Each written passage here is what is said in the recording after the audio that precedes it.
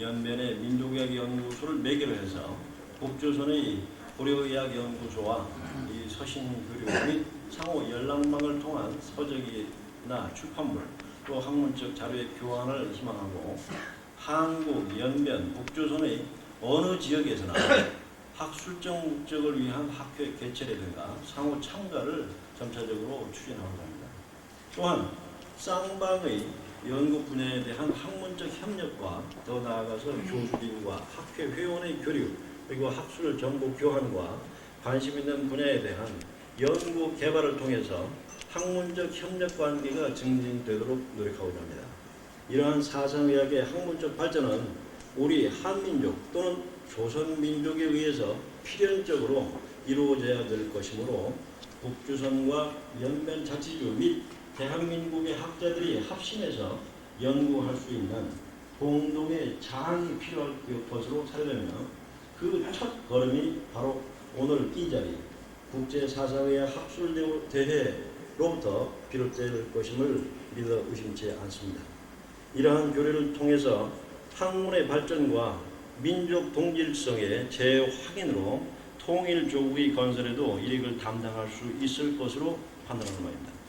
이와 같은 학문적 협력을 바탕으로 연구자료, 정보 및 지식의 교환을 통해서 한국의 대한한의학회 사상의학회와 북조선 고려의학연구소 및 연변 조선민족의학연구소의 성장과 발전을 촉진할 수 있을 것으로 생각하고 나아가서 국적 있는 민족의학을 수립하는 데 이익을 담당할 수 있으리라고 믿습니다. 우리의 이러한 노력은 순수한 학문 차원의 교류에 그 목적이 있는 바 의 한 줄기 중요한 영역입니다. 그들은 과거나 오늘을 막론하고 인민군중의 건강을 보장하기에 중대한 공헌을 하였습니다.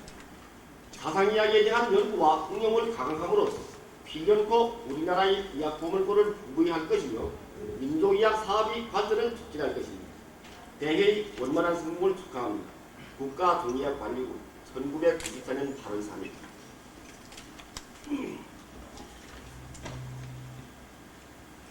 延边民族医药研究所主办国际思想医学学术大会，感谢大会组委会聘请我为大会顾问，因工作关系不能亲临大会注册，甚歉。衷心祝愿国际思想医学学术大会圆满成功，祝各位专家工作顺利，身体健康。国家通医药管理局天津府，1994年7月29日。 연변 민족의학연구소를 통하여 국제사상의학 학술대회 대회 조직위원회에서 저를 고문으로 모신 데 대하여 감사를 표시합니다. 사업관계로 대회에 참석하여 축하드리지 못하겠습니다. 대단히 미안합니다. 국제사상의학 학술대회의 원만한 성공을 중심으로 축하합니다. 학자 여러분이 사업이 순조롭고 신체 건강하기를 축원합니다. 국가종이관리국 전경도 1994년 7월 20일 우리 다같이 힘과 마음을 합쳐서 우리 민족의 유산인 사상이야기 보물고를 우둔히 발굴 정리하고 발전시켜 온 지구촌이 백성들이 건강 장수를 위하여 우리 지혜와 힘을 다 바칩시다. 국제사상의학 학술대회 개막식을 마치겠습니다. 그리고 이번 학술대회에 수집된 우리 지금 논문 정황을 간단히 소개한 다음에 장소를 등본해가지고 계속해서 학술대회를 진행하겠습니다. 우리 이번 학술대회에서는 논문 모두 39편을 받았습니다. 그 가운데 한국에서의 논문이 10편, 그 다음에 우리 국내 논문이 29편이 됐습니다. 이번 대회에서는 하나는 우리 내용이 중복과 그 다음에 우리 시간상 관계 이거로 해서 대회에서 15편의 논문을 교류하게 됩니다. 오늘 오전에 5편의 논문을 교류하고 내일 오전에 10편의 논문을 교류하게 됩니다. 그럼 지금으로부터 좌석을 정돈하고 논문 교류 활동을 진행하겠습니다.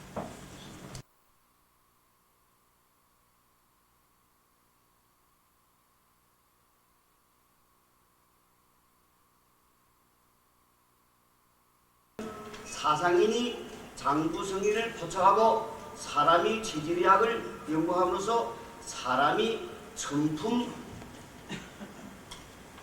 장부성의를 기본적으로 한 천인 성명정체론, 사상인론, 사상병리학, 사상진단학, 즉 우리 말한 그 변상론, 사상양리학, 사상방제학, 사상치료학, 사상예방학, 우리가 말하는 방제설 창립하였는데 이는 아주 위대한 이학상에서의 큰 업적이라고 생각합니다.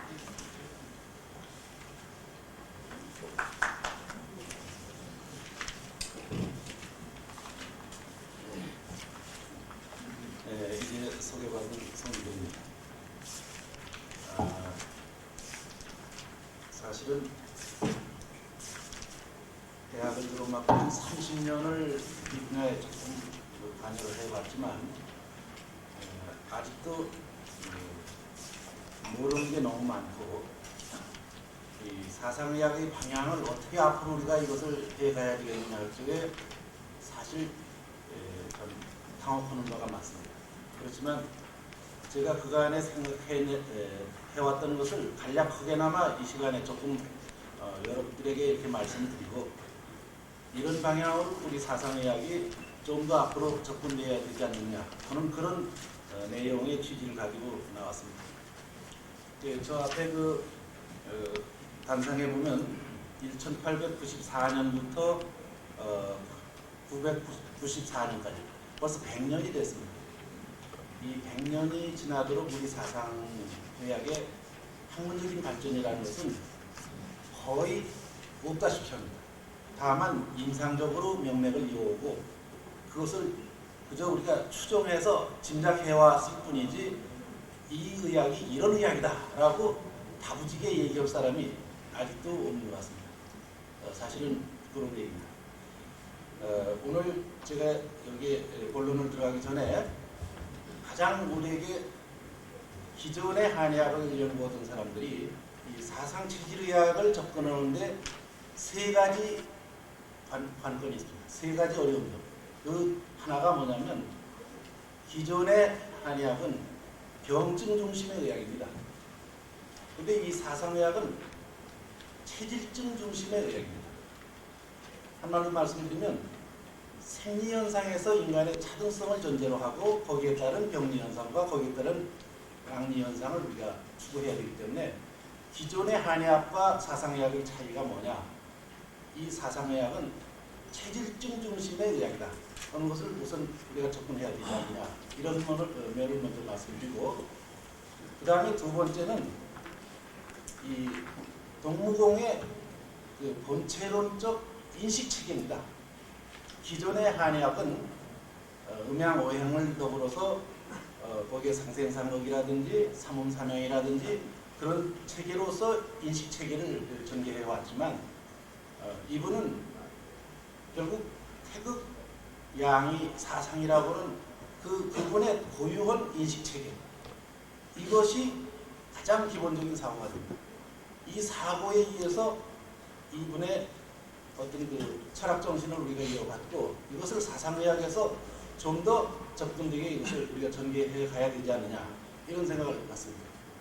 그 다음에 마지막으로 뭐니 그 체질병증 양리입니다.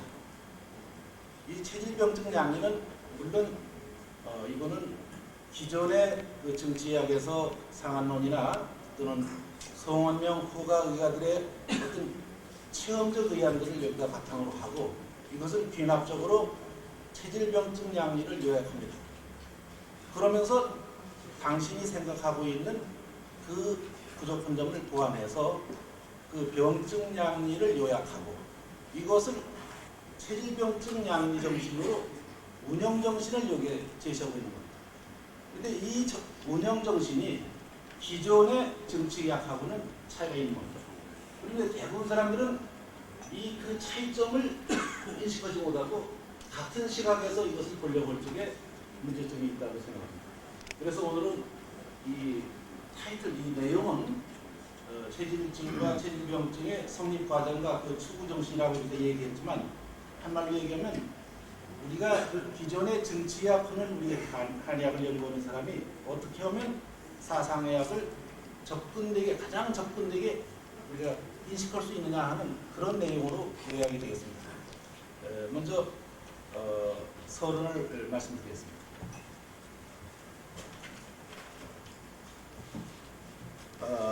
동무궁은 수세보원에서 개 유병자는 명지 기증적 필불가불 복약이요 무병자는 수명지 기증적 필불가복약이라 이런 말을 했습니다.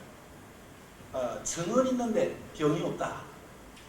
이제까지는 증이 있으면 반드시 약이 나가야 됩니다. 왜? 그것은 병증 중심의 의학이기 때문에.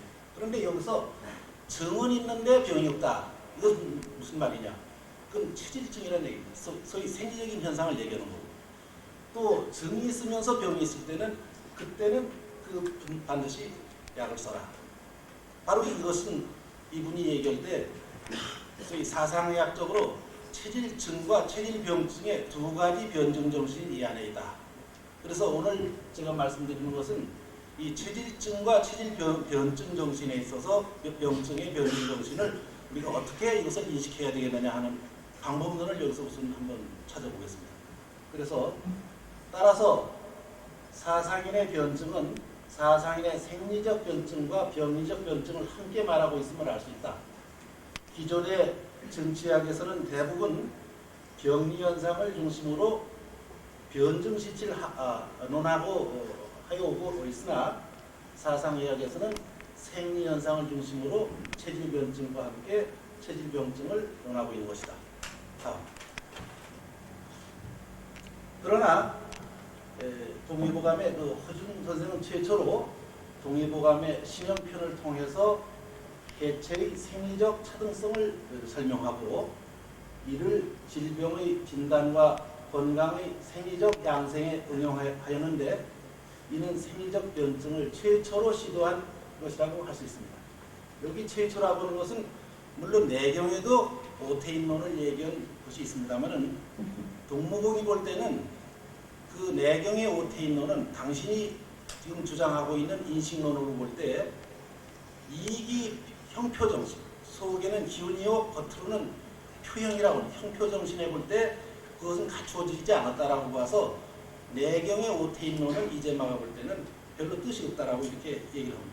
그래서 약득 외형이 외형은 잠깐 얻었지만 그 장리를 얻지 못했다. 그렇기 때문에 이것은 일고의 가치가 없다. 이렇게 보는 겁니다.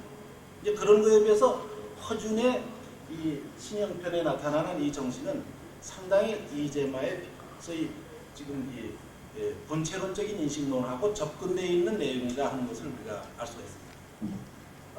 이는 생리적 변증을 최초로 시도한 것이라 할 수 있는데 그 생리적 변증을 설명하기 위해서 이기 형표의 정신인 형상변증의 방법을 도입하여서 신형편을 설명하고 있는데 또 동의보감 잡병문에서도 병증 설명에 형증병증이라는 말을 사용하고 있어 의학의 모든 생리나 병리 현상을 형상병증 방법으로 설명하려는 의도인 것을 알 수 있다. 그러나 동무공은 지금 의학론에서 허준의 의학 정신을 높이 평가하고 있어 사상의학의 성립 과정에서 허준의 의학 정신이 크게 영향 주었을 것으로 생각이 되고 있다. 저자는 이러한 배경을 안고 출발한 사상의학의 변증정신과 변증정신이 체질증과 체질병증의 성립 과정에서 어떻게 추구되었나를 고찰해보고자 합니다. 자, 시간을 간략하게 하기 위해서 도표로 여러분들이 나눠 가지고 계시는 이것을 읽어보시면 알겠습니다만 이것을 간략하게 도표로 해서 이것을 설명해 보겠습니다. 동무궁의 그 본체론적 인식 방법, 이 본체론이라는 말은 한국에서 쓰고 있는 방법이기 때문에 여기서는 아마 생소할 거로 봅니다. 어쨌든 이분의 철학 사상에 있어서 하나의 모든 철학의 기본 개념입니다. 그래서 모든 현상은 이런 식으로 여기로 말하면 태극과 양의를 신과 심신으로 보고 이것은 길이라고 합니다. 길, 속에 보이지 않는 길이요. 또 사상은 사심신물로서 형표로서 보는 겁니다. 그러면 이 길이와 형표는 겉에 나타나는 것은 표현뿐이지 속에 그와 똑같은 보이지 않는 길이 담겨져 있다라고는 이 등식이 여기에 성립이 되어야 됩니다. 그러니까 이제까지 우리 기존의 한의학은 뭐냐? 오행적인 차원에서 속의 기운은 이것을 따지지 않고 겉에 나타난 현상만 가지고서 이것을 오행이다, 사상이다, 음양이다 이렇게 현상만을 이렇게 추구했다면 이제마의 지금 본체론적 인식 방법은 길이 형표 정신에 입각해서 이것을 두 사이는 불가분의 관계로서 인식되어야 된다라고는 대전제가 됩니다. 이런 전제 밑에서 이분은 사심신물의 그 형표를 가지고 우주의 사원구조, 사회의 사원구조, 인체의 사원구조 또는 이목비구의 사원구조 뭐 이런 사원구조적인 입장으로 이것을 설명합니다. 그 중에서 가장 예를 든다면 우주의 사원구조를 설명할 때 기본적으로는 천과 인입니다. 근데 이 천과 인은 하나는 물이요, 하나는 기입니다. 이것은 그 중용에 소위 성기, 성물, 진기, 진물이라고는 거기서 바탕에 대해서 이제마의 그 물과 기의 사고가 나오는 겁니다. 소위 아와 비야 사이에 나라고 하는 것과 비야 사이에서 인식론적인 책임입니다. 여기에서 출발했기 때문에 그래서 이 천인 물에는 사와 물이 있고 인에는 심과 신이 있다. 이런 이제 논법으로 해서 이 소위 구성적 이 소위 우주의 사원 구조의 구성 요소로서 천인으로 놓고 이것을 더 구체화할 적에 사심신물로 우리가 볼 수 있다. 이렇게 보는 겁니다. 이와 마찬가지로 사회의 사원 구조론도 인이지 전택방구, 충효우제, 산흥공상 이렇게 여기에 이 산흥공상의 해각이 나왔는데 잘못됐습니다. 이것은 자업입니다.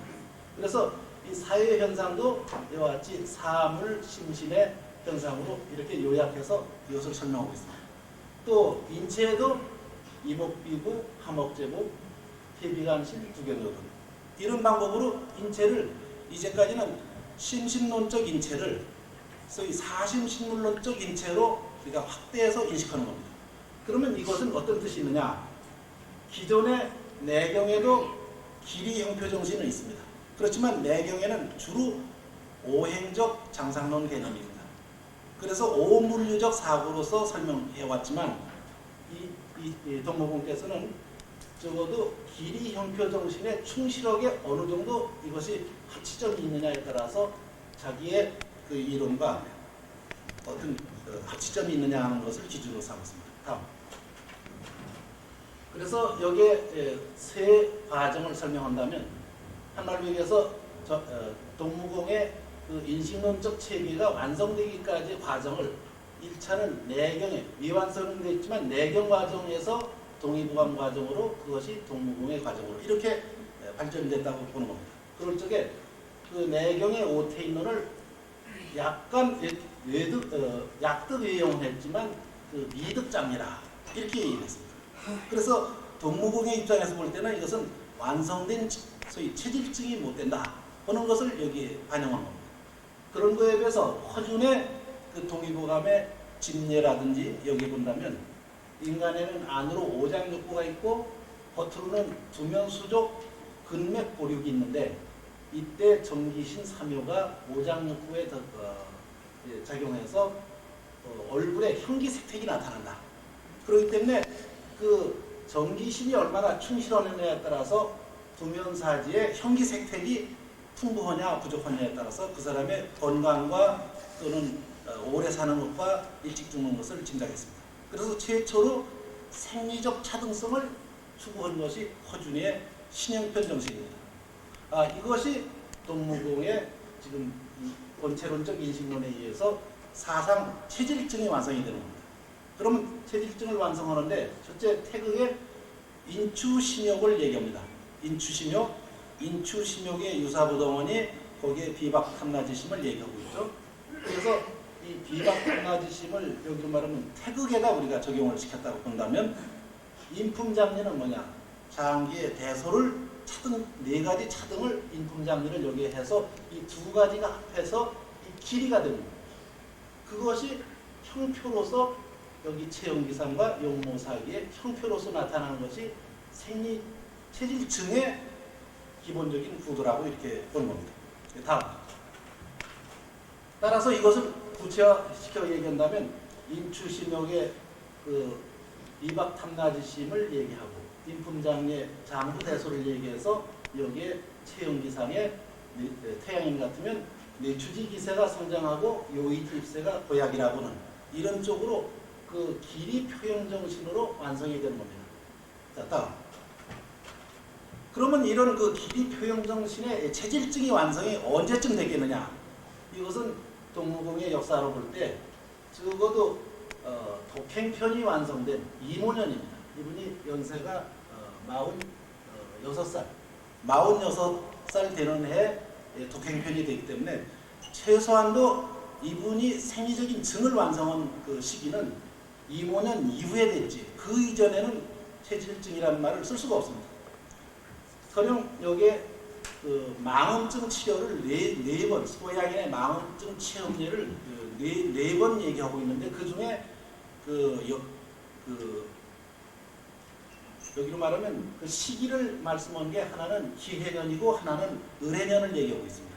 그럼 기해년과 을해년에 여기 보면 여기 기해년입니다. 이분이 63살 때 체험하신 거고요. 을해년은 여기 39살 때 쓰신 겁니다.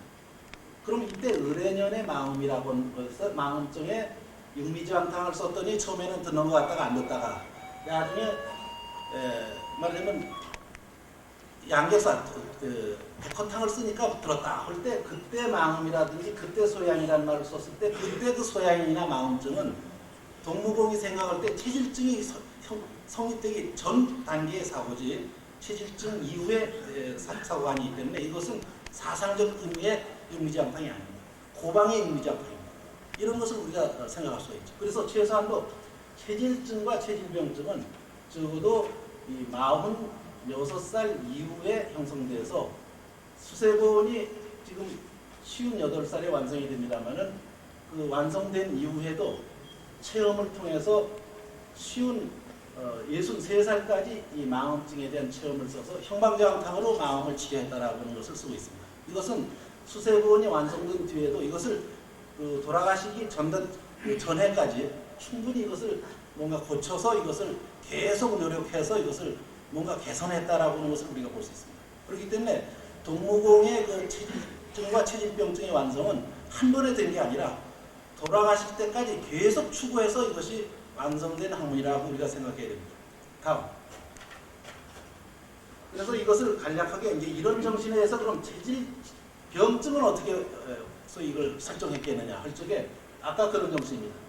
소위 길이 정신에서 태극을 뭘 보느냐 체질증에 해당하는 인품장리와 인추신욕을 태극으로 보고 양의를 병인으로 봐서 그 사람이 뇌감내상 7종의 병인이 작용했을 때 이것이 길이가 되고 이것이 형표로서 형증병증이 나옵니다. 소위 요약할 수 있다. 형증병증. 그래서 여기에 보면 소음인 경우에 소음인 표병증에 가령 태양양명지 발열형증은 일야이지만 거기에 양기의 진퇴강약은 태산과 강농하고 비교할 수 있다. 또 음증에서 태음소음의 자리형증은 한 가지이지만 그 음기의 취산형증은 운몽하고 저택하고 차이가 있다. 이렇게 얘기할 때 여기에 발열형증은 일야이 또는 자리형증은 일야이라는 것은 이 표병증을 하나로 묶어서 이것을 요약해 보려고 하는 요약정신이고 그것을 어떤 정신으로 이것을 병증을 운영해서 치료하겠느냐 하는 치료정신이 이 안에 담겨져 있다는 것을 우리가 알 수가 있습니다. 다음. 그래서 이것을 허준의 병증의 형증병증 정신과 동무의 형증병증 정신을 잠깐 비교해 보겠습니다.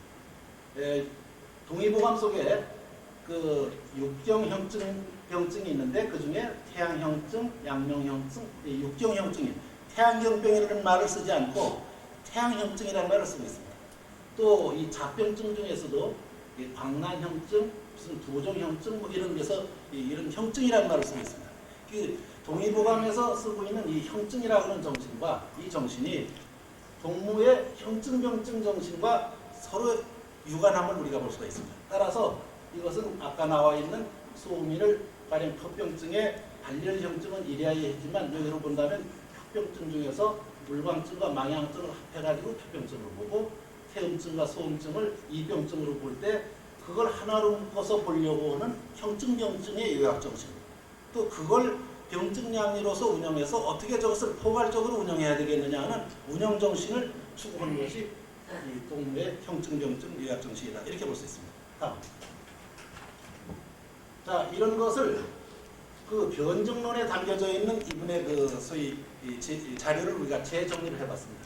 그렇게 본다면 체질증에는 항심과 완실무병을 얘기해서 체질증을 얘기했습니다. 예를 든다면 가령 태양인 같으면 소음인 같으면 불안정지심에 항심이 있는 데다가 음식이 소나오면 완실무병하다. 그래서 이 항심과 완실무병이 합해져서 하나의 생리적인 증을 여기 제시하고 있습니다. 그런 거에 비해서 이 체질병증은 이 항심이 욱심증으로 나타나서 이때 대병증이 나오면 그 다음부터 병이 시작이 돼서 그것이 심해지면 중병으로 됩니다. 그래서 대병증에서 중병증으로 차등적인 정신을 운영해서 이 체질병증을 이렇게 이건 상징적인 겁니다. 상징적인 걸로 병증을 이렇게 요약하고 있다고 보죠. 자, 이런 정신에서 이것을 병증 양리로 볼 때 어떻게 하느냐. 소음인 같으면 표병증은 승양이기라고 하는 것으로 해서 기운을 상승지기를 도와줘서 승양이기라고 하는 차원으로 표병증을 요약하는 정신이 나오고, 이병증은 이음감기라고 하는 형태로 됩니다. 그럼 여기서 우리가 눈여겨볼 것은 체질증, 체질병증, 체질병증 양리는 선후관계의 순서뿐이지 이것이 전혀 무관한 게 아닙니다. 기존의 우리 한의학은 체질증이 없고 체질병증 속에서 바로 양리가 나와버립니다. 그런데 사상의학에서는 체질증을 전제하지 않고 체질병증이 나올 수 없고, 그걸 전제하지 않은 체질병증 양리는 생각할 수가 없는 겁니다. 그렇기 때문에 소음인의 병증 양리는 소음인의 체질증과 병증 양리를, 체질병증을 동시에 전제로 하면서 거기에 대한 운영정신이 나와야 방법이 나오는 겁니다. 그래서 개개, 소음인, 소양인, 태음인, 태양인의 개개의 병증 운영정신이 따로 있다는 것을 우리가 아셔야 됩니다. 그것은 무엇인 거니? 인식체계도 달라야 되고 운영정신도 다른 것이 이 병증 소위 양리의 정신입니다. 그런데 대부분 우리 한의사들은 그거에 대한 자기 인식을 못하기 때문에 이 사상으로 의학으로서 이 접근에 가장 어려운 점을 우리가 가지고 있다는 것을 여러분들이 아셔야 됩니다. 그 다음에 우리가 여기서 눈여겨봐야 할 것은 이 병증량리의 요약 과정에서 이분이 얼마나 기존의 상한론적인 또는 성원명 의가들의 어떤 체험적인 의안을 자기가 체질병증 양리로 귀납적으로 요약해서 그걸 바탕으로 하고 거기에 부족한 것을 당신이 거기다 보완해서 하나의 체질병증 양리를 완성했다는 겁니다. 이것이 사상의학의 가장 강점입니다. 무슨 말인 거니? 이제까지 우리 인간이 의학 체험을 가지고 있는 모든 것을 요약해가지고 거기에다가 사상적인 체질병증 양리로 이것을 요약했기 때문에 사상의학은 기존의 한의학과의 불가분의 관계를 가지고 있는 겁니다. 언뜻 보면 기존의 한의학과 사상의학은 별개의 의학으로 생각하는데 그건 아니다. 기존의 한의학에서 보다 차원 높은 새로운 방법론의 하나의 발전적인 방법론이지 기존의 한의학을 무시한 그런 한의학이 아니라는 것입니다. 자, 이것이 사상의학의 가장 핵심 있는 요체입니다.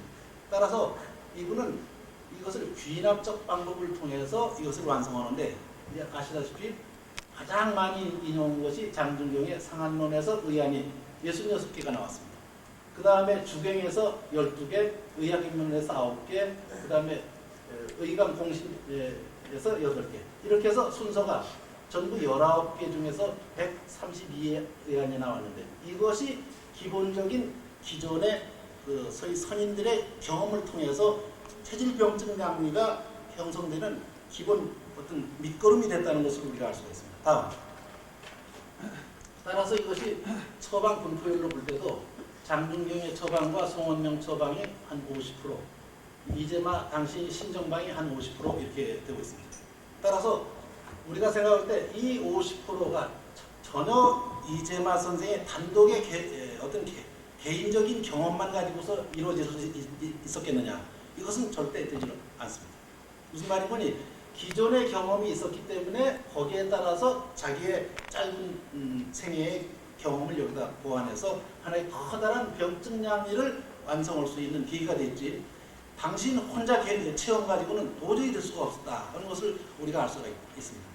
따라서 여기에 이분의 그 병증 양리에 대한 견해는 어떻든 이 사상의학은 혼자만의 사상의학이 아니라 기존 정치의학을 우리가 여과해서 이렇게밖에 만들 수 없는 사상의학으로서 나는 이렇게 만들 수밖에 없다라고는 당위성을 여기 우리가 여기 다 같이 모여 계신 분들의 가장 중요한 인식은 여기입니다. 이것은 사상의학과 기존의 한의학을 단절을 해서는 안 됩니다. 기존의 한의학의 취약점 또는 거기에 보완점을 강구하기 위해서 이 의학이 나왔지 전혀 딴 의미의 한의학이 나온 건 아니라는 것을 우리가 다 같이 인식해야 된다고 봅니다. 다음.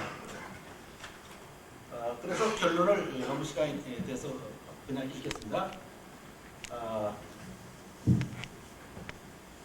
체질증과 체질병증의 성립 과정에서 동무공의 본체론적 인식체계의 변증 정신에 본체론적 인식체계의 변증 정신에 의해서 추구되었음을 알 수 있고, 본체론적 인식체계는 행적 및 종적 및 행적 인식체계의 결합으로 성립된 입체적 형상변증 체계이다. 우리가 아까 제가 생략을 했습니다만 변증 체계에서 인식론적인 체계에서 행적인 체계는 뭐냐? 사심신물의 현상입니다. 그 다음에 종적 체계는 뭐냐?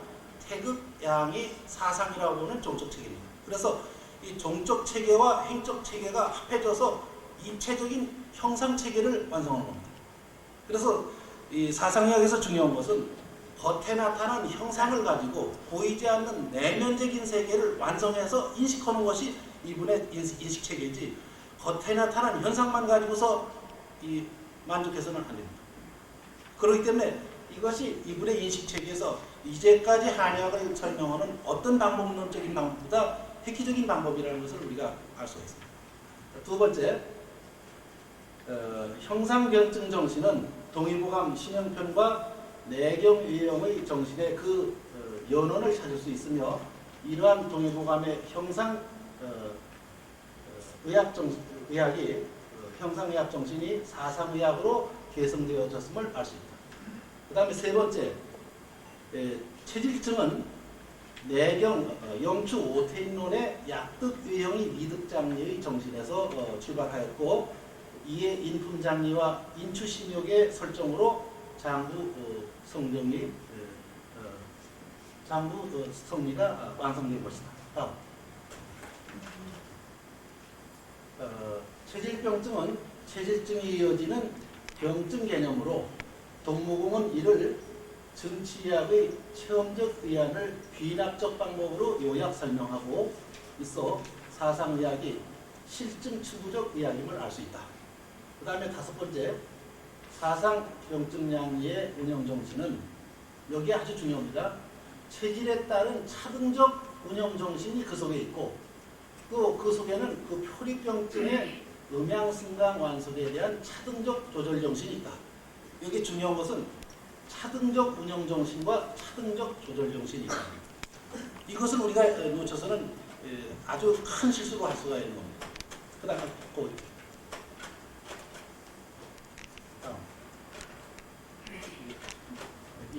읽겠습니다. 아까 조금 나왔죠.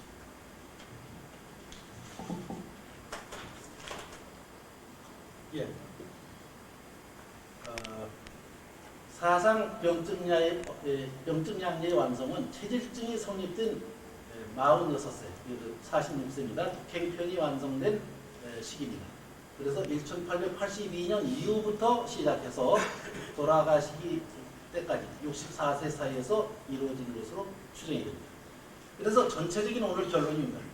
따라서 동무공은 새로운 인식체계의 형상의학적 사상의학을 완성하여 누구나 쉽게 의학을 이해하고 활용할 수 있도록 하는 것이 이 사상의학의 목적임을 알 수가 있습니다.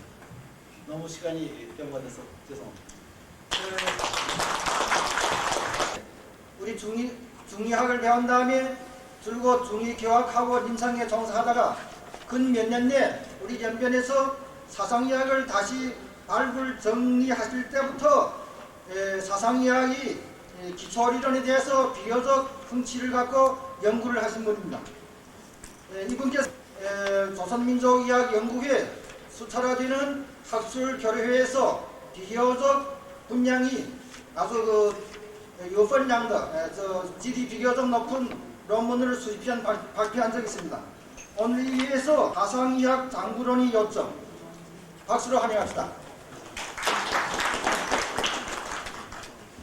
연변위생협회 사상의학 종합진료부 김기명. 사상의학의 장구로는 오장기 심, 중앙기 태리, 오장기 폐, 비, 간, 심, 사위지 사상. 이는 곧 사상을 기초로 하고 태국 전체 관점에서 인체장부의 조직기관의 구성과 생리功能, 병리 변화 및 호상 관계의 학설을 연구하는 것으로서 이는 사상의 의학 이론 체계의 중요한 조직 부분입니다. 인체기관, 인체는 생명을 유지하기 위하여 반드시 자연계 물질을 접수 용납하고 아울러 그를 인체를 위하여 각종 수요물질로 전화하여 하며 이를 인체의 생명활동 중 수요에 따라서 공헌한다. 그러므로 영양물질이 어떻게 인체의 접수, 용납과 전화되는가 반드시 수선 인체의 기관을 알아야 합니다. 사상의학의 체계와 기타 의학의 체계는 다릅니다. 그러므로 그의 인체기관에는 기타 의학체계의 인체기관과도 다릅니다. 사상의학에서 인체기관의 분류는 관류, 상류, 전해류, 후해류, 부류 및 육체류로 나눕니다. 관류에는 귀, 눈, 코, 입이 있습니다. 부류에는 폐, 비, 간, 신이 있으며 전해에는 진해, 고해, 유해, 애해가 있다. 후해류에는 이해, 막해, 혈해, 정해가 있습니다. 육체류에는 피, 육, 근, 볼이 있습니다. 위완, 위, 소장, 해장이 신체 전반부의 내에서 승, 정, 도, 강운동을 하는 바 이는 부류이고 두, 수, 여, 족은 신체 후반부의 뇌에서 신, 수, 당, 굴 운동을 하는 바 이는 후해의 외신입니다. 사상의학에는 태극생, 양이생, 사상 등 구역의 원리를 그의理論 기초로 삼고 인체기관의 매류를 모두 사상으로 분류하여 그의 비납한 것은 아래와 같습니다. 그리고 인체를 사초로 나누어 여기에서는 상초, 중상초, 중하초, 하초 수역의 원리로서 말하면 전체 인신은 항대 태극이고 나누어 말하면 천지인 삼극이다. 천은 상이고 지는 하이며 이는 중에 거해 있으므로 인신을 상, 중, 하, 삼초로 나누게 된다. 상초는 선에 응하고 중초는 인에 응하며 하초는 지혜 응하며 천지인 삼극지 중에서 이는 인재의 중에서 천지지도에 합한다. 이러므로 중초는 또 천지양부로 나누어진다. 중초의 상반부는 인부의 천이고 이는 중산속이다. 중초의 하반부는 인부의 지에 해당해서 이는 중하초이다. 이로써 삼극은 사상을 이루고 삼초는 사초로 되었다. 사초의 백부는 인체의 구성을 삼극 사상의 원리로 획분한 모양식으로 사상의학의 생리기초가 된다. 수곡 사기의 형성, 수곡의 인체 사초 전반부의 사부에서 수납, 운행, 전화된 타중 물질 형식을 수곡사기라 한다. 수곡사기는 온기, 열기, 냉기, 한기이다. 수곡사기의 형성에는 반드시 수곡의 출납, 운행과 흡수, 전화 과정을 거친다. 수곡의 출납 및 운행은 사부에서 상으로부터 하의 순서로 진행한다. 지에서 얻은 수곡은 입으로부터 유안에 들어가고 유안에서부터 하강하여 위에 들어가며 다시 하강하여 소장에 들어가고 다시 하강하여 대장에 들어가며 항문에서 나와서 나우로 돌아간다. 수곡은 사부에서 상으로부터 하로 운행 중 흡수와 전화하여 온, 열, 냉, 한, 사기로 된다. 그의 전화에는 상에서부터 하의 순서로 하지 않고 다른 한계 기울로서 진행한다. 부에서 유안을 거쳐 고추 위에 들어가 수곡에 정축된 훈정하여 열기가 된다. 위에서 소장으로 돌아간 수곡은 소화되면 평단한 냉기가 된다. 이것은 한열, 온냉, 온냉에 혼입한 수곡에 변하여 수곡의 기로 된다. 수곡의 기로 되는 시작이다. 위에서 순정하여 된 열기 내에서 음기와 열기가 포함하여 이는 수곡의 양기이다. 소장에서 평단한 냉기 내에는 냉기와 한기를 포함하여서 이는 수곡의 음기이다. 그러므로 이는 수곡 양기의 원천이고 소장은 수곡 음기의 원천이다. 이로써 수곡은 음양양기가 분립하였다. 이는 곧 태극생양이다. 음양양기로 나누인 수곡의 기는 뒷일보로 전화한다. 열기 중에 체경, 질청자는 위안에 산성하여 위에 들어간 천기와 서로 합하여 온기로 전화한다. 열기 중 체중 질탁자는 위에 정축되면 훈정하여 열기로 변한다. 냉기 중 체중 질탁자는 대장에 내려가서 한기로 변하고 냉기 중 체경 질청자는 소장에 흡수되어 비로 들어간 천기와 서로 합쳐서 냉기로 전화한다. 이에 수곡의 비화는 완성되고 사상에 분입된다. 음기는 태양, 열기는 소양, 냉기는 태음, 한기는 소음이다. 이는 즉 양미생사상이다. 인체의 두개계통, 천지인 삼극의 도리로서 말하면 인신의 사초는 상초 대천, 하초 대지, 중상초 대임기천, 중하초 대임기지이다. 사상이학에서 전임 상합의 도리에 근거하고 전임 고상 진투하여 인천에서 천, 즉 상초는 인해지 중하초에 해당하고 이를 배합하여 천임 순환을 형성한다. 지 하초는 인지 신으로 중상초를 배합하여 인지 순환을 형성한다.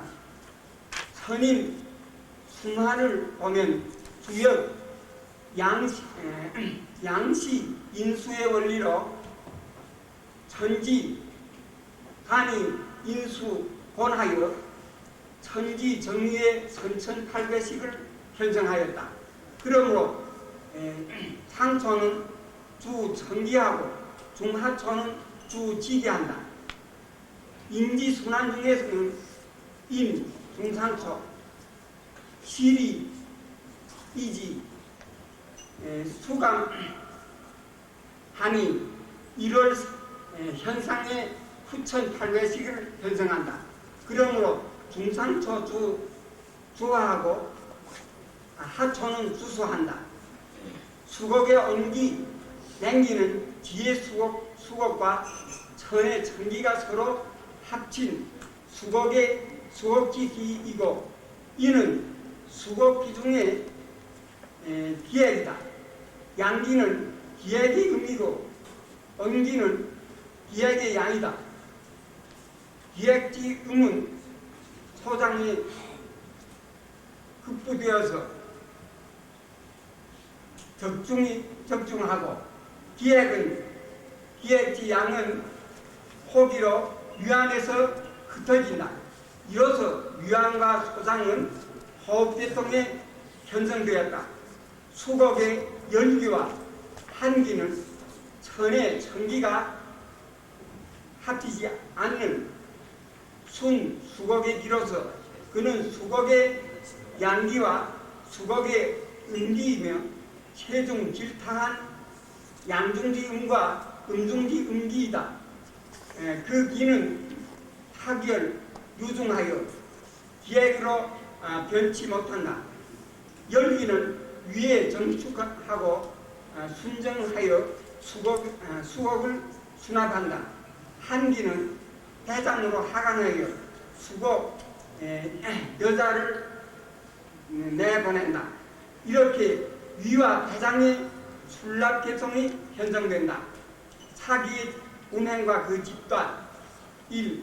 수곡 엄기의 운행 전화와 그 집단 수곡의 엄기는 사부 중에서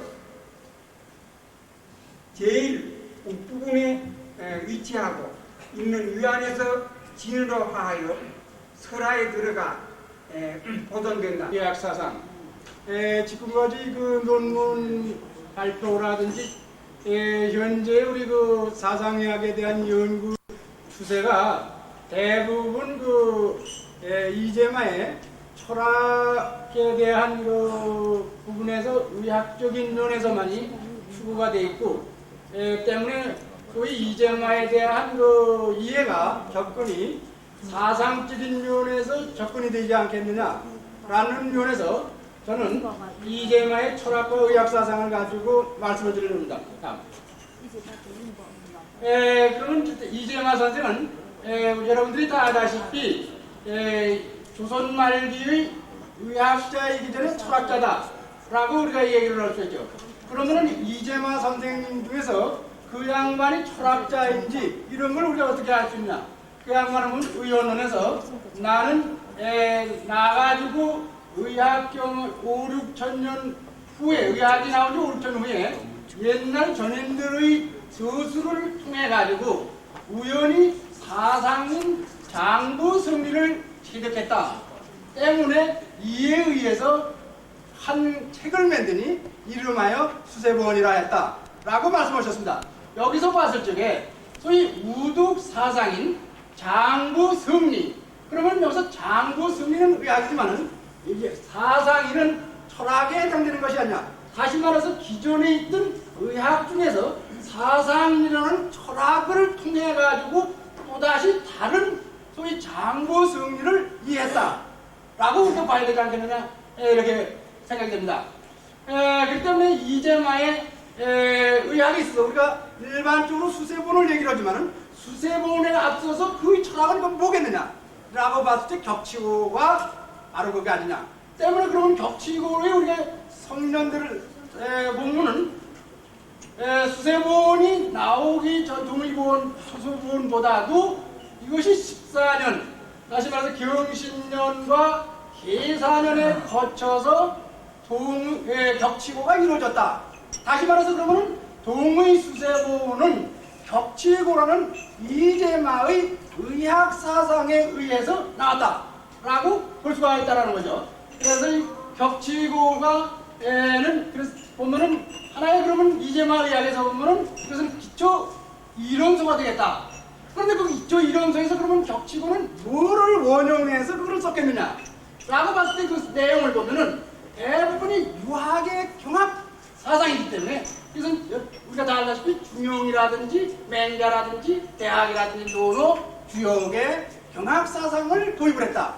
그런데 여기서 우리가 봤을 적에 이재마의 경합 사상이라도 하더라도 이것이 그때 이재마 당시의 성리학이 아닌 다른 유학이라는 데 문제가 있다는 거죠. 그래서 일반적으로 그러면 성리학이 아닌 새로운 철학, 이것이 바로 이재마에 있어서 사상이다. 사상의 세 번째, 동무철학의 사상은 그것이 주역의 사장패에서 원형되었으나 역의 변화, 발전 과정을 취하지 않았고 오히려 서양의 사원설에 가까운 사원구조의 입장을 취했다. 그 다음에 네 번째, 동무의 사상설이 유학의 경학적 원형이면서도 성리학적 신유학이라는 이유에서 그를 반주자학자나 또는 대신유학자의 실학과에 넣는 게 그것은 부당하다라는 것이 제 생각입니다. 다섯째, 동무의 음양과 사상은 구조 개념과 기능 개념의 양면을 다 가지고 있는 것으로 음양의 구조에서는 그것이 대대적 실전관계이고 기능에서는 기의 상하 승강운동이며 사상의 구조는 장부 구조이고 기능은 성정의 사상적 기능이 분리다. 그 다음에 여섯 번째, 동무는 동의보감의 심신이원론적 심신중심 사상을 취하였으나 그 설명 방법은 동의보감의 도가의 원형이 아니라 유학의 경학적 방법이면서도 성리학의 신유학적 방법이 아니다. 그 다음에 일곱 번째, 동무는 동의보감의 양생사상에 바탕하여 동의수세본의 광제설을 썼으나 동의보감이 도가적 경물중생사상에 근거하였다면 동의수세본은 유학적 윤리 도의사상에 근거한 것으로 이는 기독교의 금역사상과도 상통이 된다. 이상의 결과로 동무의 철학을 유학에서 배양되었다고 하면서도 당시 유학인 성리학에 넣지 못하고 성리학이 아니라 하면서도 또한 실학과의 실학유파에 넣을 수 없다고 하는 것은 그의 철학사상에는 이미 사원설과 같은 서양사상의 내면 구조에 깊숙이 자리 잡고 있기 때문이 아닌가 생각된다. 그러나 그가 당시 전통의학사상에 새로운 서양사상을 결합하여 제3의 새로운 의학권을 세웠다 하더라도 그의 사상과 주체는 동의보감 정신을 이어받았으므로 역시 그의 의학사상은 민족의학의 반열에 올려놓을 수밖에 없다라는 것이 이 저자의 생각입니다. 감사합니다. 이제까지 정의율 교수님의 논문을 듣겠습니다. 질문이 있으신 분은 잠깐 받겠습니다. 오늘은 우리의 연정문경연구소 유이사 이 사람은 교수가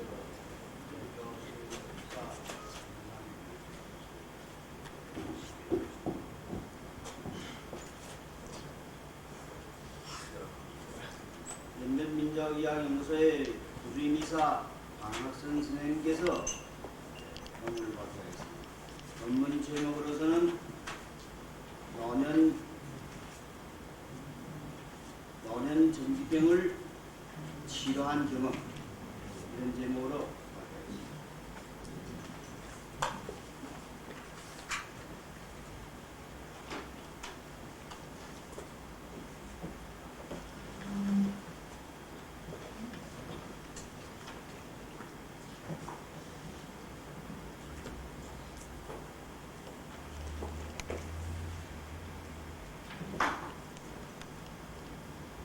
제가 오늘 이렇게 기록할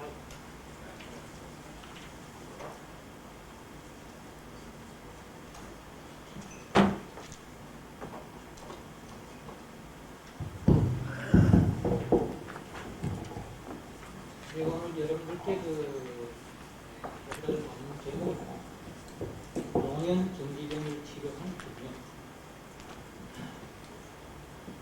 논문의 주요 내용은 본인에서 출전, 사람이 물고 취직한 후 생활 절주와 인재관계의 변화 등 여러 가지 인소로 하여 영리하게 정지병이 발생할 수 있다는 관점을 논증하고 나서 심리력법과 약물을 배합하여 치료한 경험을 소개하겠습니다. 사람 목석과 달리 누구나가 다 감정이 있습니다. 신호애락은 인간의 정상적인 감정으로서 일반적으로 병을 일으키지 않습니다.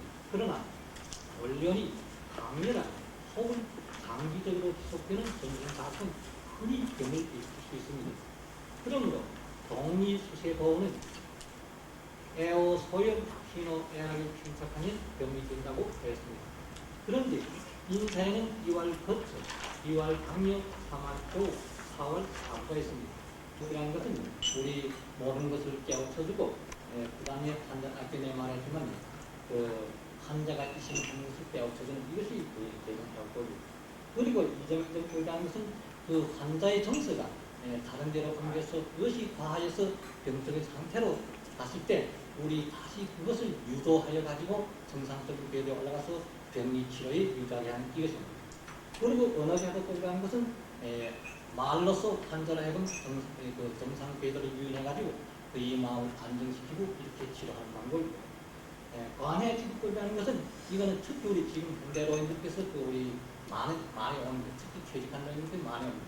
특히 우리 아까 전에 이야기했지만 사상장에서 생활권을 받지 못하거나 혹은 어떤 데서 불량한 사상 인수가 있다 할 때 우리 그에 대해서 말로써 그의 생각을 지지해주고 혹은 안위시켜줄 이런 방법입니다.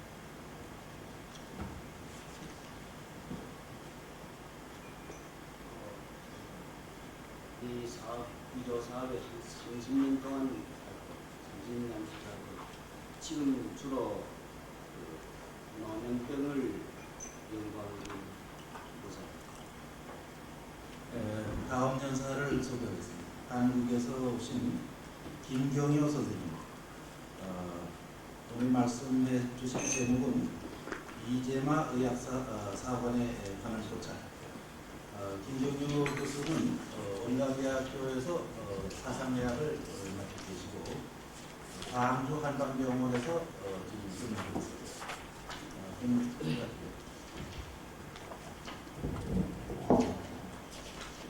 있습니다. 사상학을 연구하기 위해서 우리가 접근할 수 있는 방법에는 여러 가지가 있을 수 있습니다. 바로 이제 지금까지 많은 논문이 나왔듯이 어떤 이재마의 철학 사상에 대해서 연구하는 방법이 있을 수도 있고, 또 한 가지는 이재마의 어떤 의학 사상에 대해서 연구하는 방법도 있을 것입니다. 그래서 여러 가지 방법이 있는데 제가 이재마의 의학 사관에 대해서 이제 연구를 한 것은 그럼 과연 여러 가지의 이 사상학을 연구에 접근하는 방법이 있는데 그럼 과연 이재마가 인식하고 있는 이재마가 생각하고 있는 어떤 의학의 역사는 어떠한 생각을 가지고 있는가 그에 대해서 조사를 해봤는데 이제 한 가지 흥미로운 사실은 그 수세고원이라는 책이 제 4권으로 되어 있죠. 그래서 1권이 이제 성명사당 학충장부론이 그 1권으로 되어 있고 그 다음에 2권이 의원론과 이제 소음인병증론, 그리고 3권이 소양인병증론, 그리고 이제 4번이 이제 태음 태양의 명칭론과 이제 광계설 그리고 이제 사상의 변증론으로 되어 있는데 그 1권에 있어서 이제 사상과학의 어떤 기초 이론이라면은 이제 2권부터 이제 병증론인데 그 병증론에 들어가기 앞서서 먼저 의원론이라는 것을 먼저 앞에 썼습니다. 이 의원론이라는 것은 뭐냐면은 의학의 기원이죠. 그래서 의학의 그 역사가 어떻게 이루어졌는가를 이재마 선생님 나름대로의 그걸 통찰해내는 것입니다. 다음 슬라이드. 그래서 의원론의 앞에 보면은 이제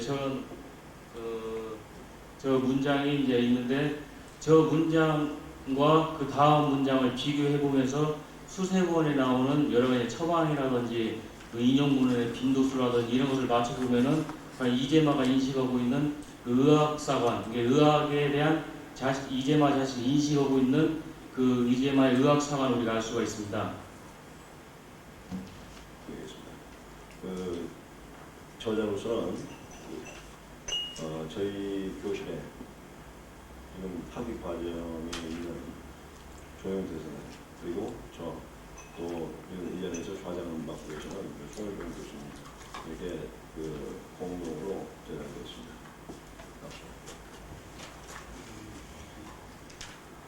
사상의학의 그 배경을 저희가 살펴볼 때 어제 송일병 교수님의 말씀도 계셨고 또 오늘 아침에 정우일 교수님의 그 말씀 속에서도 언급된 바 있습니다만 그 배경이 되는 부분 중에서 철학적인 측면은 기존 그 저희 한의학이 도가적인 바탕 위에서 설명이 된 반면에 도가적인 내용보다는 훨씬 더 유학 내지는 경학적인 그런 배경 위에서 성립됐다라고 볼 수 있고 의학적 차원에서는 좀 전에 그 김경일 교수가 그 발표하신 그 내용 속에 인용 서목이 동일주의본 안에 상당히 많습니다.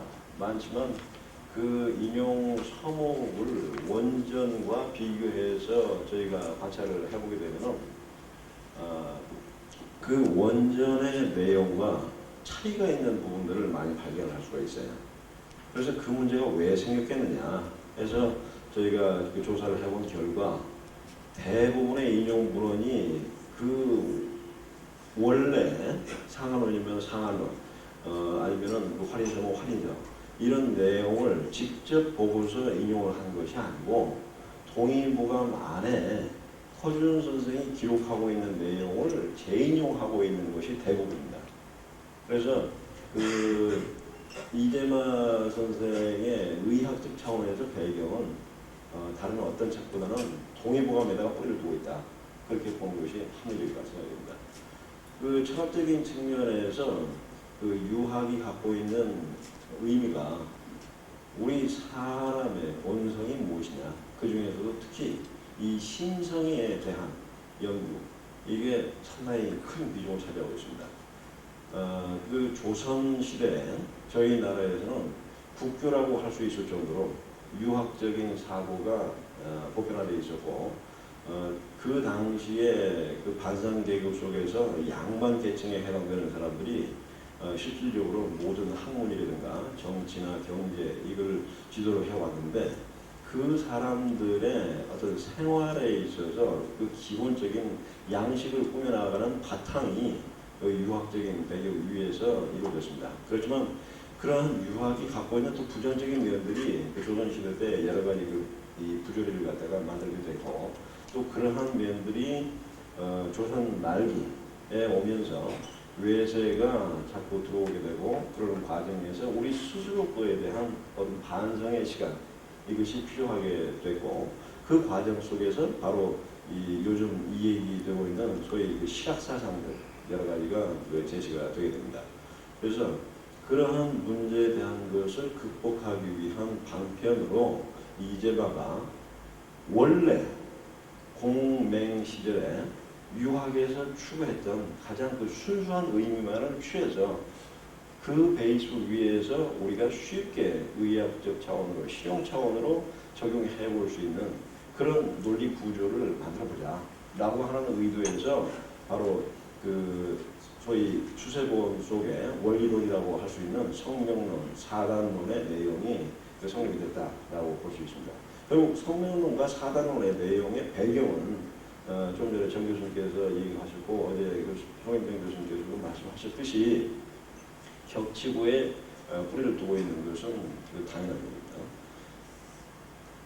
그래서 이러한 그 배경 위에서 성립이 됐는데 저희가 지금 이 16PF라고 하는 도구와 MBTI라고 하는 이 도구를 이용을 해서 이 연구를 시작을 하게 된 배경은 다분히 많은 부분이 우리 인간이 가지고 있는 이 심성에 대한 연구, 또 이 심성에 대한 가치를 바탕에 두고서 사상론이 이해가 되고 있기 때문에 우선 서양의학에서 봤을 때, 서양의학에서 이제까지 옛날 그 고대 히포크라테스 때부터 어떤 심리학적인 측면하고 연결될 수 있는 소위 사책설이라든지 그 어떤 체질론이라든지 이러한 그 언급들이 있었습니다. 그러한 것이 실제 임상의학에는 전혀 연결이 되지 못하고 심리학 분야 내지는 병태 생리 또 병리에 관련되는 부분으로만 현재 남아 있습니다. 그래서 그런 객관화시켜 볼 수 있는 작업들이 많이 이루어진 부분이 바로 서양의 그 심리학적인 측면이 있기 때문에 뭔가 이 성정에 대한 중요성을 강조를 한 이제마의 이론과 서양의 심리학적인 어떤 객관적인 바탕, 이 두 가지를 접목을 시켜보면은 뭔가 현실적 차원에서 우리가 응용할 수 있는 어떤 새로운 도구를 창출해낼 수가 있고, 그러한 새로운 도구의 창출이 우리가 가장 그 문제시되고 있는 그 체질 변증의 객관화에 어느 정도 도움될 수 있지 않겠느냐 해서 저희가 이 연구를 시작을 하게 됐습니다. 다음 슬라이드. 이 본 연구로 저희가 택한 것은 그 사상 체질 분류 검사의 설문지를 우선 1차적으로 제작을 했습니다. 이 자리에 같이 동참하신 이정찬 원장, 또 김선호 원장 등 여러분들이 여기에 관련되는 그 작업을 그동안에 했었고, 저희가 이 설문지를 제작하는 과정에서는 우리 한의사의 입장으로만 이걸 제작을 갖다가 한다라고 하는 것이 보편화하는 데는 상당히 문제가 있었습니다. 그래서 저하고 서양의학 중에서 정신의학을 전공을 하고 있는 경희대학교의 송지영 교수, 또 인제의과대학의 이 교수, 또 고려대학교 심리학 교실의 박병관 선생 등 약 5사람이 그 체질에 응용될 수 있는 변증의 요건들을 우선은 격치고와 수세보원을 중심으로 해서 전부 다 모았습니다. 모아가지고 요즘 우리가 통용되고 있는 그런 언어 개념에 맞게 이걸 여러 차례 수정을 했습니다. 그래가지고선 그 수정된 결과를 설문지화해서 그 설문지에 대한 타당성과 재현성이 과연 부여할 수 있겠느냐라고 하는 내용에 대해서 여러 차례 지금 이 사상체질 검사에 관련되는 그 논문만 해도 지금 이제까지 한 5편 정도가 만들어졌습니다. 그 과정을 통해서 여러 차례 검증한 결과 설문지로서의 타당성이 충분히 있다. 그리고 1차, 2차 조사 때 재현성을 보장할 수 있다. 라고 하는 것을 확인해서 저희가 이 설문지를 제작했습니다. 그 다음에 이 16PF라고 하는 성격 요인 검사가 있는데요. 이것은 원래는 미국의 학자들이 만든 그런 심리학적인 도구입니다. 도구인데 심리학적인 도구로 사용하고 있는 그런 설문지들이 우리 한국에 와서 외국 사람들이 만들어 놓은 도구를 그대로 사용을 했을 때 문화적인 차이, 생활 양식의 차이, 또 어떤 인식의 차이, 이것 때문에 곧바로 적용하기가 상당히 어려운 그런 문제가 있습니다. 그래서 이 16PF 저희가 사용한 그 검사지는 저희 경희의료원 그러니까 서의를 전공한 그 정신과의 염태호 교수라고 하는 분이 있습니다. 그 사람하고 그 독일서 공부를 하고 온 그 성신여대의 그 김 교수라고 하는 사람이 한국 실정에 맞게 새로 제작을 해서 만든 그 성격 요인 검사가 되겠습니다. 그 다음에 이 MBTI라고 하는 그 성격 유형 검사가 있는데요. 이것은 그 마이어 브리트라고 하는 이런 사람들이 약 근 100년 이상의 시간을 갖다가 투자를 해서 그 독일의 심리학자 중에 구스타프 융이라고 하는 사람이 있습니다. 그 사람이 제시한 어떤 심리학적인 사고를 여러 차례 그 대를 물려가면서 3대에 걸쳐서 연구를 해서 제작해 만든 이 성격 유형 검사 도구가 되겠습니다. 그래서 이 세 가지 설문지를 동시에 작성을 하도록 그렇게 했습니다. 그래서 이들 간에 어떤 그 상관성이 그 안에 내재가 돼 있느냐라고 하는 것을 우리가 살펴봤습니다.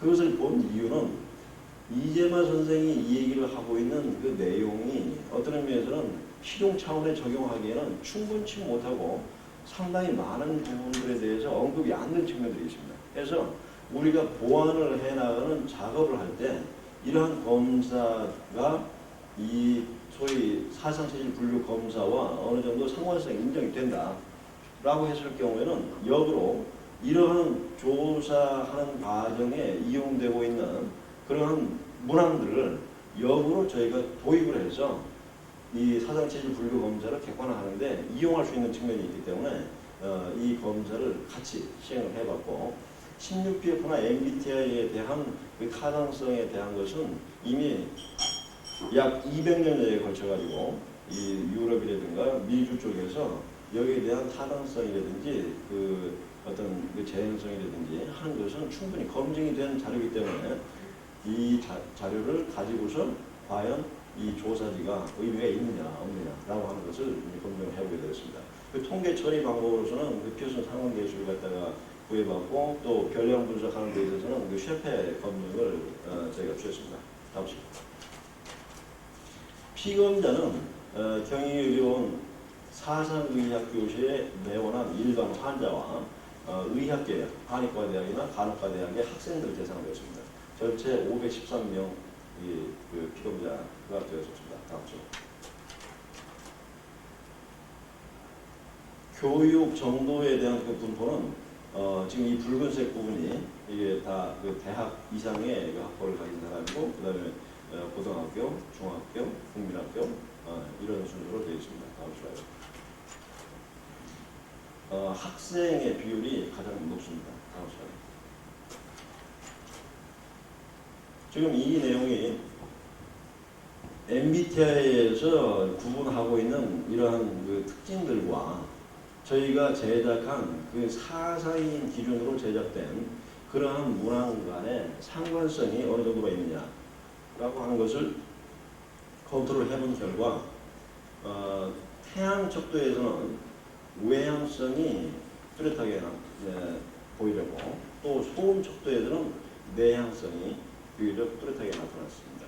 그 다음에 태양 척도에서는 직관의 속성이 비교적 강하게 나타났고 또 소양인에 있어서도 역시 그 직관이 강하게 나타났고 태양 척도에 있어서는 감각적인 이런 속성이 두드러지게 나타났습니다.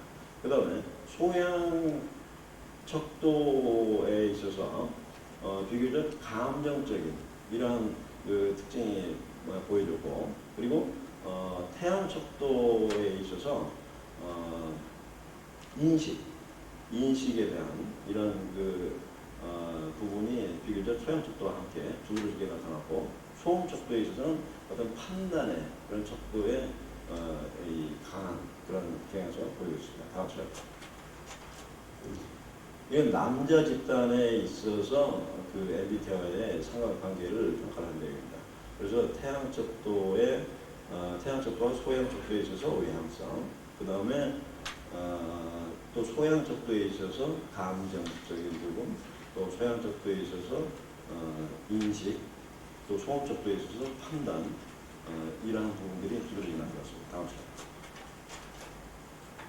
이건 여자 집단에 대해서 MBTI와의 그 상관성을 저희가 살펴본 결과입니다. 역시 태양 척도에서 외양, 또 태음이나 소음 척도에서 내양, 또 소음 척도에서 판단, 이러한 부분들이 두드러진 유의성을 보였습니다. 다음 슬라이드. 이 내용을 저희가 도식화해 봤습니다. 그래서 지금 이 순서가 첫 번째 막대 그래프가 태양 척도, 두 번째가 소양 척도, 태음 척도, 이 소음 척도입니다. 그래서 태양과 소양 척도에 있어서는 외양성의 특징이 아주 두드러지게 보였고, 태음과 소음 척도에 있어서는 내향적인 그런 속성이 두드러지게 나타났습니다. 다음 슬라이드.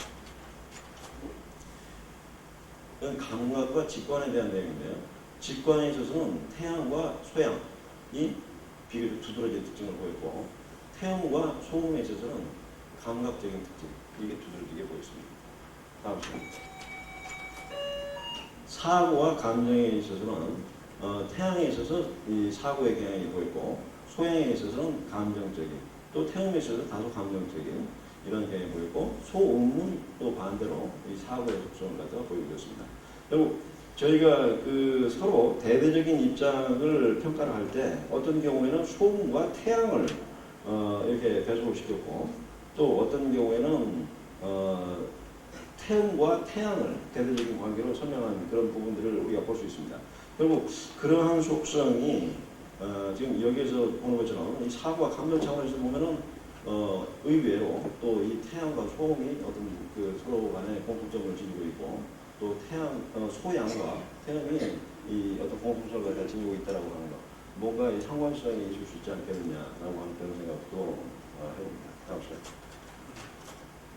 이건 판단과 인식에 대한 내용입니다. 그래서 인식의 경향성을 태양과 소양의 적도가 비교적 강하게 가지고 있고, 판단적인 측면은 음인의 인식이 두드러지게 나타났습니다. 다음 슬라이드. 이 내용은 소위 16PF와 이 사상인의 척도가 어떤 상관성이 있느냐라고 하는 것을 본 내용입니다. 그래서 온정성에 있어서는 이 태양과 소음 척도가 두드러지게 나타나는데, 이 마이너스로 표시가 된 것은 이제 부적 상관이고, 이것은 이제 긍정적인 걸 얘기하는 거죠. 이렇게 되어 있고, 그 다음에 자아 강도에 있어서는 이 태음인에 있어서 부적 상관, 또 소음에 있어서 부적 상관이 보였고, 지배성이라든가 지배성, 정렬성, 또 대담성, 이러한 부분은 양인의 경우에 비교적 강한 경향성을 보였습니다.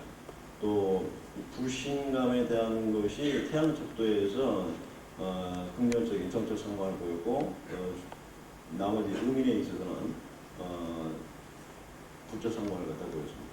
그다음에 사변성에 있어서도 양인의 경우에 비교적 정적인 상관성을 보였고, 죄책감에 있어서는 내 체질이 모두가 서로 간에 어떤 상관성을 갖다가 보이고 있습니다.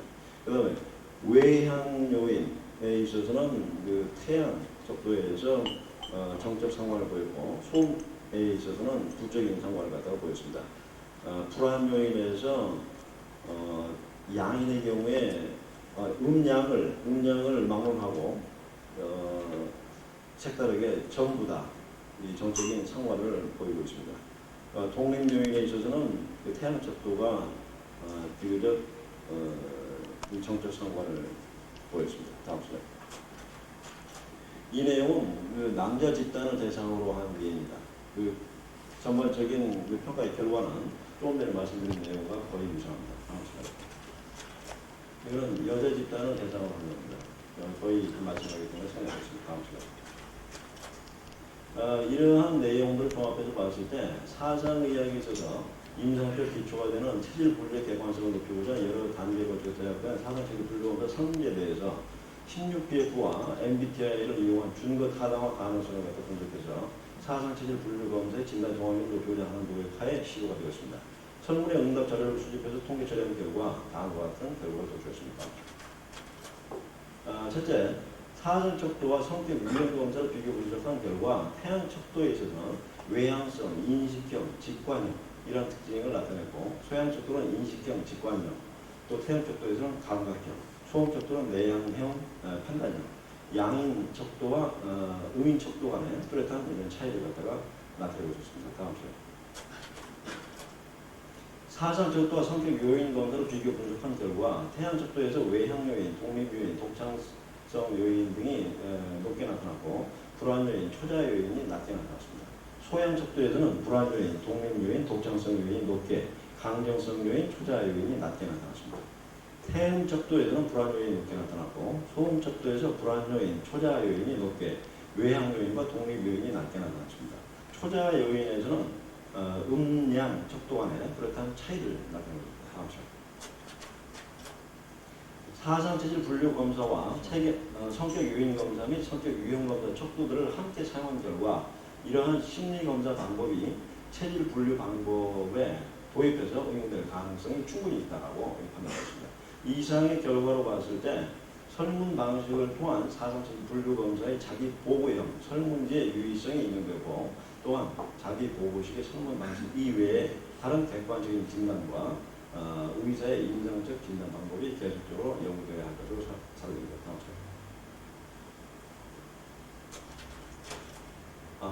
차례. 경청해 주셔서 대단히 감사합니다. 감사합니다. 예. 연구 방법이라든가 연구 대상이 아주 근대화 접근한 거에 대해서 그런데 연구 대상 쉽게 표현을 해서 주대가 강하다 이겁니다. 주대가 내 자아의식이 강하게 효과가 있습니다.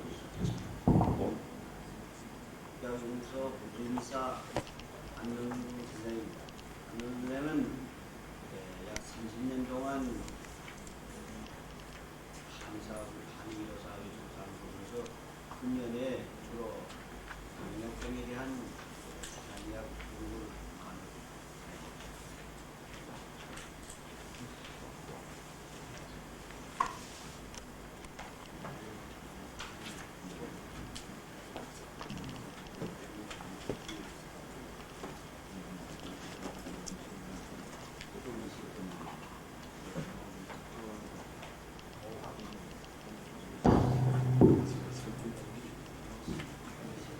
제가 오늘 보고할 내용은 사상 체질과 당뇨병 이 한점으로서 여러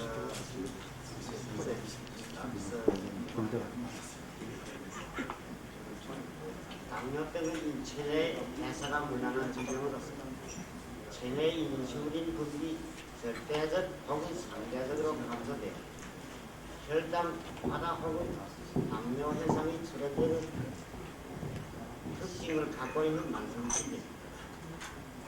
보험병이 발생 원인 및 발병 길이는 아주 복잡합니다.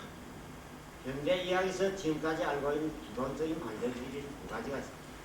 그 하나는 중추신경 활동의 식조입니다. 다음 내분비 공룡 문란이 많이 발생한 문란에서 많이 발생한다고 봐집니다. 그 유발적인 인사는 비방하고 각종 간염, 인신, 과식, 운동과소 혹은 유전인수와도 바꿉니다. 중의학에서는 본병을 소갈증이라 하십니다. 병민학적 관점에서 내적 원인은 전풍이 부족하거나 소체가 유구한 체질에서 많이 발생합니다. 그 외적 원인은 음식불정, 화식 과포, 기름지고 단 음식을 장기간 많이 먹거나 빈번한 정신적 손상, 정지식종, 노력 과도, 활동이 과소, 외부 사동이 감소 등 원인으로 발생한다고 인식합니다. 보험병의 발병 길이는 기본적인 그 길이는 조혈하고 조혈이 편성하고 운정이 소모가 많고 신음이 소모가 많은 것이라 하죠.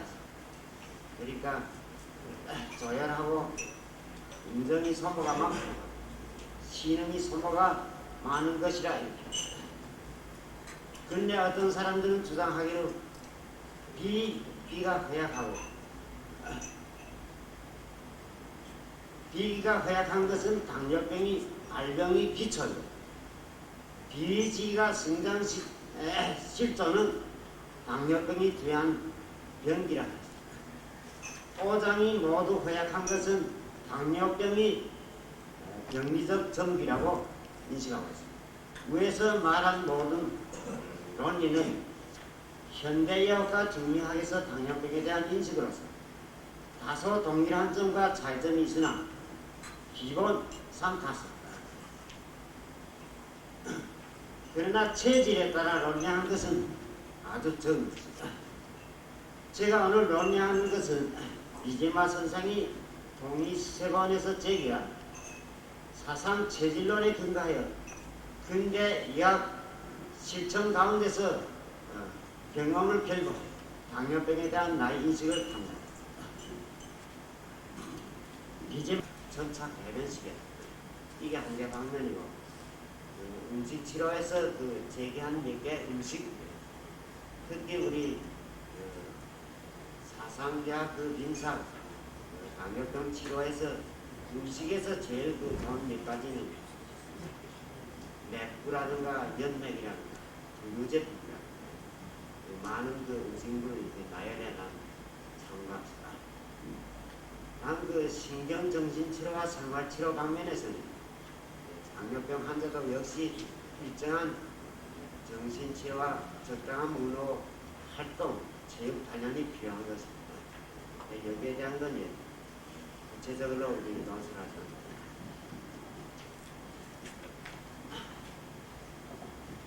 마지막으로 안을 체질 치료를 위조하여 당뇨병을 치료하는 임상 보도는 아직까지 활발히 전개되지 못하고 있다. 역대 많은 의학가들은 당뇨병에 관하여 많은 노력을 기울여 연구 치료하여 왔지만 당뇨병은 여전히 불치지효증으로 되고 있으며 의학 역사에서 하나의 공백적으로 보입니다. 내가 생각하건대 그 중요한 원인은 아직까지 당뇨병에 대한 병리학 방면에서 똑똑한 결론이 없기 때문이라고 보아집니다. 많은 의학자들은 체내 인슐린 분비 부족으로부터 절대적 혹은 산대적 부족 원인을 해명하여 연구하고 있으며 치료 방면에서도 인슐린 분비를 돌려서고 진행하거나 증상을 해제하는 데 많이 힘들어요. 지금에 이르기까지 사람이 체질과 정신활동 변화가 일으키는 병적 원인에 대해서는 커다란 증시가 없고 연구된 보도는 아주 적습니다. 이재마 선생이 저술한 사상체질학설은 사람이 전통적인 체질 차이는 그 내재적 장국이 장단 차이와 성정 변화의 편차적 특이성에서 나타난 것이라고 하였습니다. 질병이 발생 원인은 성통적인 체질과 정신활동 변화로 인한 내장 손상 이론을 아주 중요한 위치에 놓고 내적 인소와 외재적 인소 지간의 관계를 주차적으로 분석함에 있어서 돌출한 설명을 하였다. 즉 병리 근본에 대하여 똑똑한 해명을 한 것이다. 치료 방면에서도 역시 병리 근본을 중심으로 변상치료의 원칙을 견지하여 많은 질병을 치료하여 호용을 얻었다. 이재마 선생이 영명하신 과학적 사상체질 학론단은 의학 연구의 전진로 상에서 새로운 개발과 힘을 안겨 준 것이라 생각되고 의학 이문을 열어두는 열쇠로 될 것이라 믿는다. 이로하여 나로 하여금 당뇨병에 관하여 그 병의 근원을 신입 탐구하게 되었고 치료 사료를 연구함에 있어서 새로운 공정설계를 하게 되었다. 사상체질 이론은 그후 더욱 공고 발전시켜 인류 역사에서 더욱 높은 임상 효험을 쌓아놓을 것을 얘기합니다. 이로써 나의 도움이 있습니다.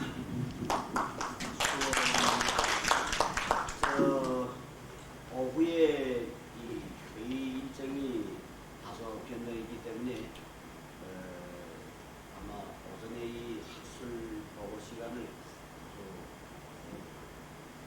단축해야 되기 때문에 질문 체결한 시간을 취소했습니다. 앞으로 나오실 분들은 15분 동안에 다 발표해 주십니다. 동원대학의 사상의학과를 맡고 있는 김 교수입니다. 부탁드리겠습니다.